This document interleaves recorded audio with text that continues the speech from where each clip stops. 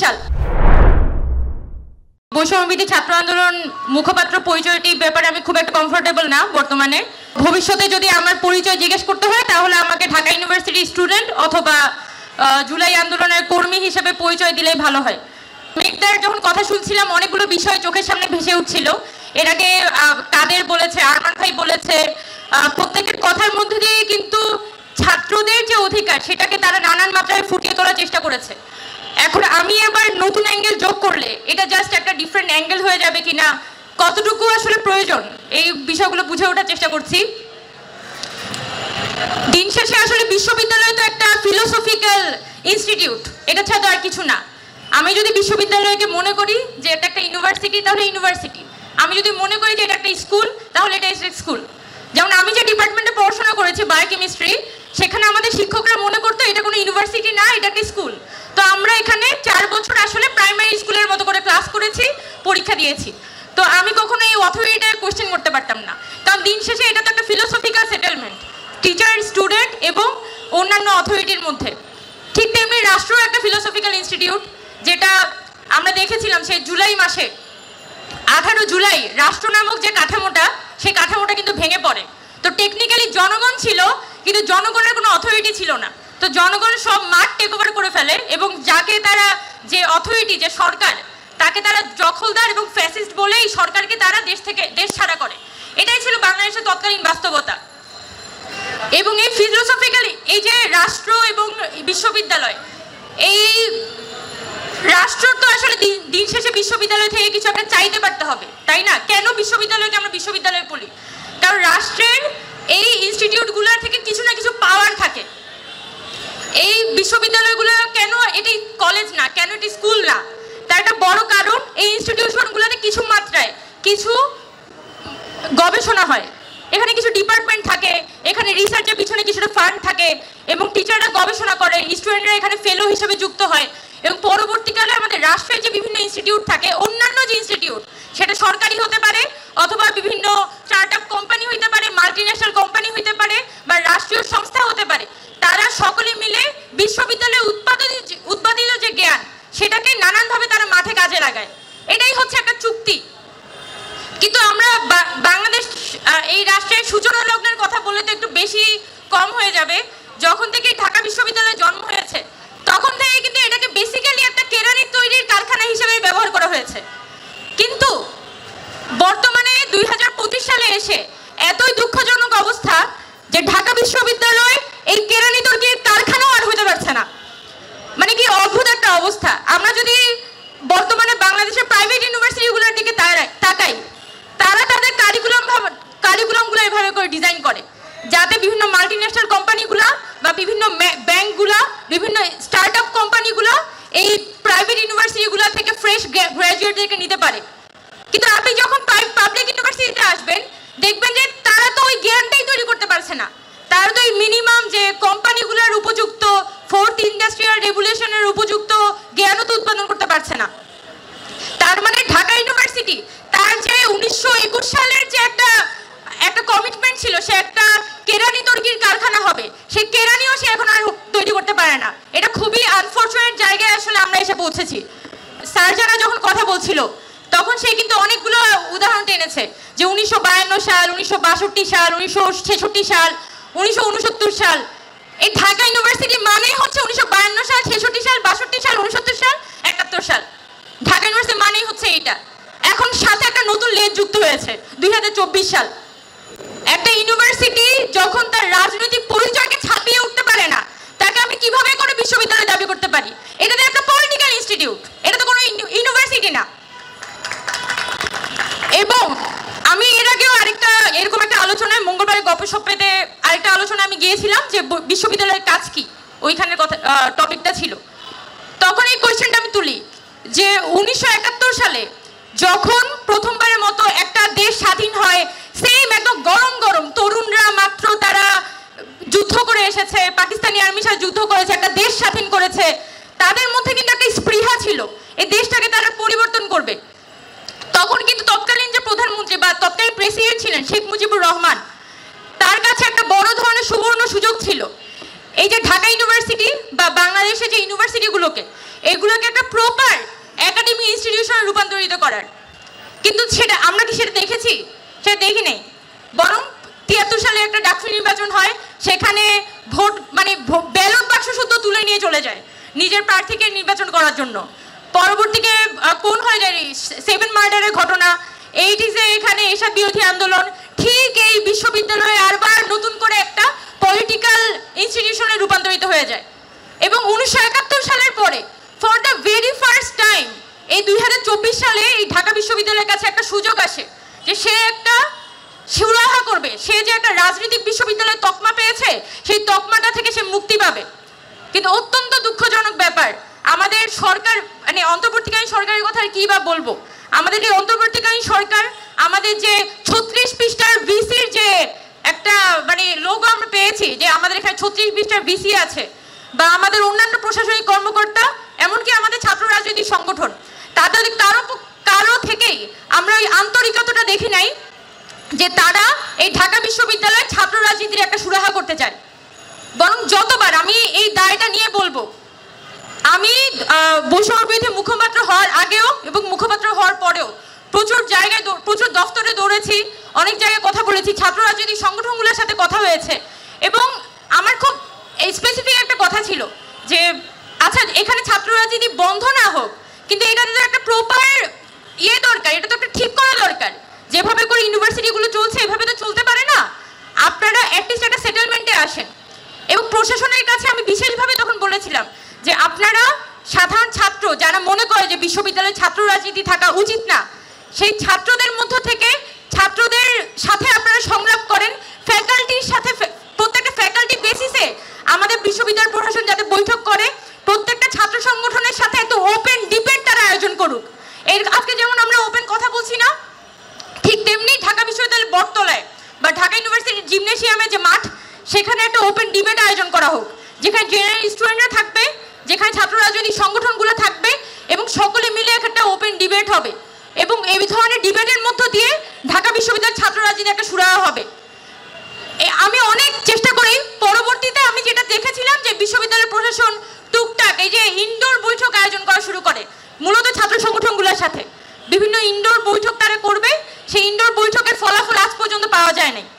এখন মানে 2 মাস পর যাইতেই তো এটা আবার ডাকসুর আলাপে কনভার্টেড হয়ে গেল, কারণ কেউ কোনো কিছুতে স্থির না, সবার সব সমাধান একসাথে দরকার। আর আজকে এসে যেটা আমি দেখছি এই ঢাকা বিশ্ববিদ্যালয়ে স্টুডেন্টরা, আমাদের যারা সাধারণ শিক্ষার্থীরা, তারা কিন্তু পুনরায় আমাদের যে প্রশাসনিক কাঠামো বলি এবং আমাদের যে ছাত্র রাজনৈতিক সংগঠন, প্রত্যেকের কাছ থেকে প্রচন্ড রকমের মানসিকভাবে দূরত্ব বোধ করে। এবং তারা সাধারণ ছাত্ররা মনে করে যে এই ছাত্র সংগঠনগুলা এবং এই প্রশাসন তাদেরকে তাদের অধিকার থেকে বঞ্চিত করেছে এবং জুলাই অভ্যুত্থানকে তারা ব্যর্থ করেছে। এবং এই দায় এটা আমার, এই প্রশাসনের এবং এই ছাত্র সংগঠনগুলা সবারই। এবং এই দায় মাথা পেতে নিয়ে আমাদের আজীবন এই জিনিসটার খেসারত দিতে হবে, এটা আমি এখানে বলে গেলাম। অনেকে বলছে যে এখানে ডাকসু কি অধিকার নাকি আনুষ্ঠানিকতা, এই আলাপটার মধ্যেই ঢুকি। মেঘদা অনেক বিষয় পরিষ্কার করেছেন, যখন গঠনতন্ত্রের আলাপ এসেছে তখনও মেঘদা অনেক পরিষ্কার করে অনেকগুলো বিষয় বলেছে, কাদের ইউনিভার্সিটি স্টুডেন্টের পার্সপেক্টিভগুলো বুঝিয়েছে। আমি এখানে বলতে পারি একটা কথা, যে যখন ডাকসু সংক্রান্ত সংগ্রামগুলো হচ্ছিল আমরা কি দেখেছি, যে প্রশাসন একটা বডি তৈরি করে দিয়েছে, সেই প্রশাসন কিছু ছাত্র সংগঠনগুলোর সাথে বসে। এখন কোন ছাত্র সংগঠনকে প্রায়োরিটি দিচ্ছে, কাকে প্রায়োরিটি দিচ্ছে না, এটা তো ওর বাইরে থেকে বোঝা যায় না। যেটা বোঝা যায় যে প্রশাসন শুধুমাত্র ছাত্র সংগঠনগুলোর সাথে তারা বৈঠক করছে এবং শুধুমাত্র ইউনিভার্সিটি স্টুডেন্টদের ইমেইলে তারা একটা করে ইমেল পাঠায় যেখানে জিজ্ঞেস করে যে ডাকসু নিয়ে স্টুডেন্টদের প্রত্যাশা কি। এবং আজকে এসে যখন আমাদের কিছুদিন আগে যখন সংবাদ সম্মেলন করলো, সেই সংবাদ সম্মেলনে তো ইউনিভার্সিটি কর্তৃপক্ষের পক্ষ থেকে কি কোনো স্পষ্ট বার্তা দেওয়া হয়েছে যে তারা কোন কোন সাজেশন তাদের কাছে এসেছে সাধারণ শিক্ষার্থীদের পক্ষ থেকে, বা তারা কি বলেছে যে ছাত্র সংগঠনগুলো কি কি ধরনের সাজেশন দিয়েছে, এটার অ্যারাউন্ড কি তারা কোনো ধরনের আলাপ করেছে? করে নাই। মানে কোনো অ্যান্সার নেই, কোনো জবাব নাই, মানে জাস্ট এসেছে, এসে জাস্ট এইটা আমরা নতুন যুক্ত করেছি 4টা পদ, এই সংশোধন আমরা এনেছি, এইটার বেশি তাদের আলাপ নাই। তাহলে আপনারা 10টা মাস বসে বসে করলেনটা কি? এই আলাপ তো আপনি সেই সেপ্টেম্বর মাসেই দিতে পারতেন। নতুন 4টা পদ যুক্ত করার জন্য আপনার 10 মাস দরকার হয় না। কিন্তু আমার যেটা এখানে পুরোপুরি মনে হচ্ছে যে এই বিশ্ববিদ্যালয়ে যে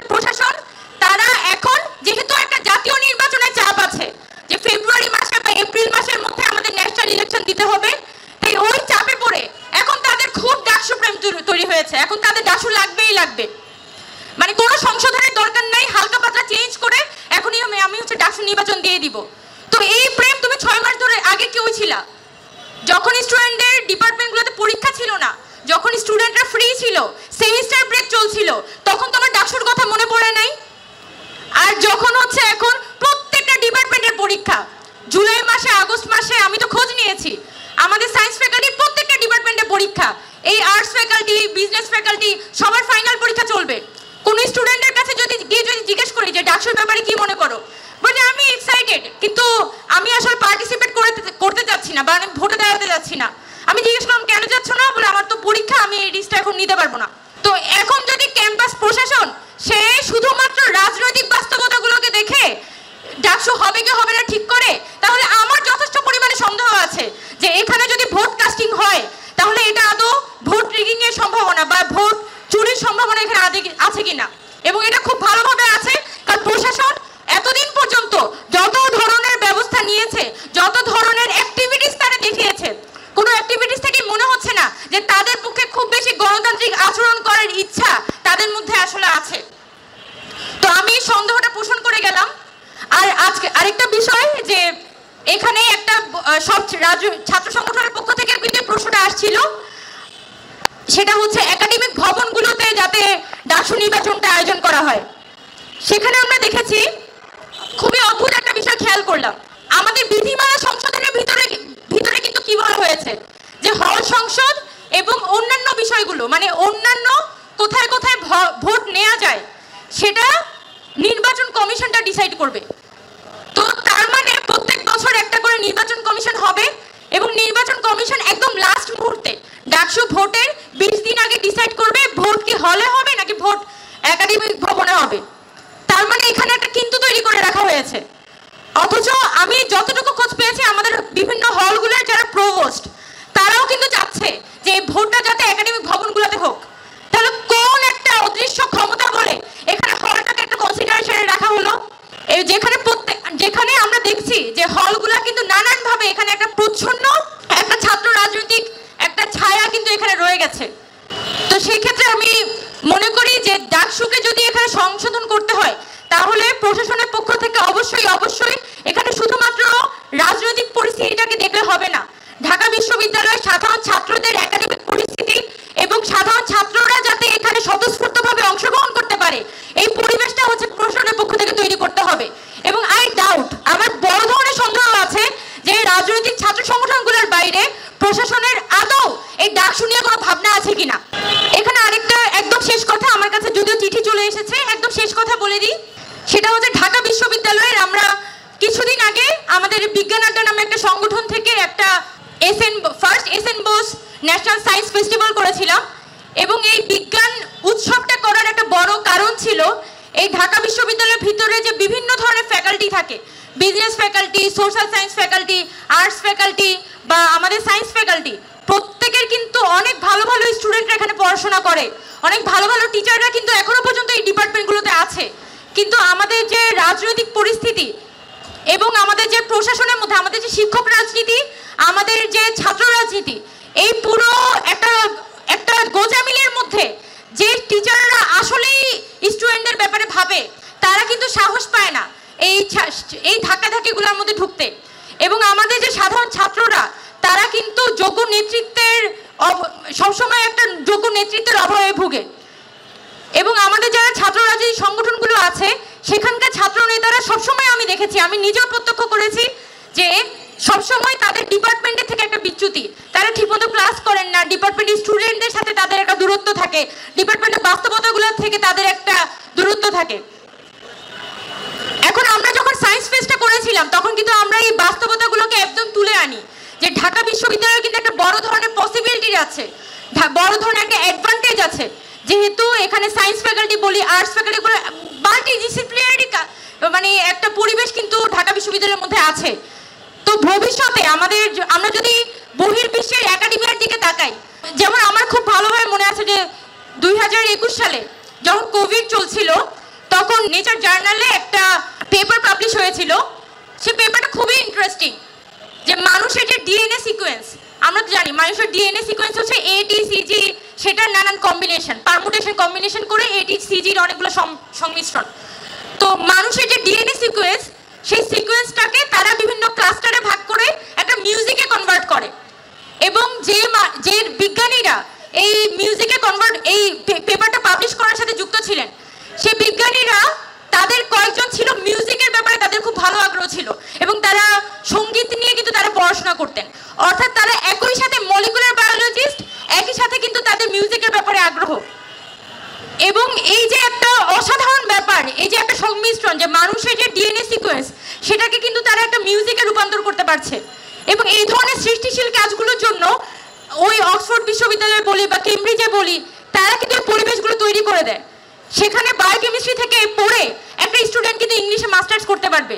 তারা কিন্তু বায়োকেমিস্ট্রি থেকে পড়ে সে কিন্তু ডান্স নিয়ে পড়তে পারছে, সে মিউজিক নিয়ে পড়তে পারছে। তার কিন্তু ভাবতে হচ্ছে না যে আমার অনার্সটা আমি কোথায় করেছি। কিন্তু আমরা যদি ঢাকা ইউনিভার্সিটিতে এসে দেখি, এখানে কিন্তু এখনো পর্যন্ত ক্লোজ ক্রেডিট সিস্টেম, যেখানে আমাদের প্রাইভেট ইউনিভার্সিটিগুলোতে একদমই ক্রেডিটগুলো ওপেন করে দেয়া, আপনি যে কোনো ধরনের কোর্স নিতে পারবেন। কিছু বাধা ধরা কোর্স থাকে, এই কোর্সগুলোর বাইরে আপনি কিন্তু চাইলে আপনার মতো করে কোর্স সিলেক্ট করতে পারবেন। এখন আমি যখন বায়োকেমিস্ট্রি পড়ছি, আমার কিন্তু বেসিক ইকোনমিক্স, বেসিক ল, বেসিক সোশ্যাল সায়েন্স এগুলো কিন্তু আমাদের জানা থাকা উচিত।